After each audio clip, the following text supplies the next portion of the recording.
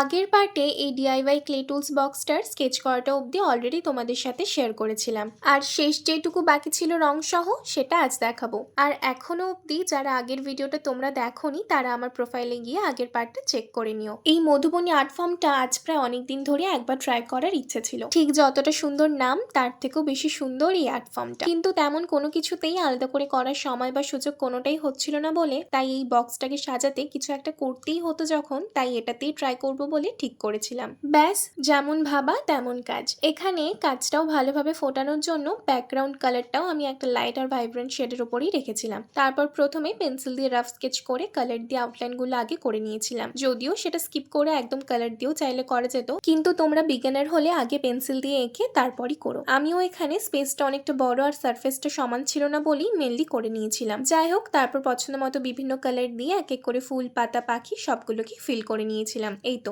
কথা বলতে বলতে আমার কাজটাও শেষ। এবার দেখে বলো তো কেমন হয়েছে। আজকের জন্য তাহলে এতটুকুই। দেখা হবে খুব জলদি নেক্সট কোনো ভিডিওতে।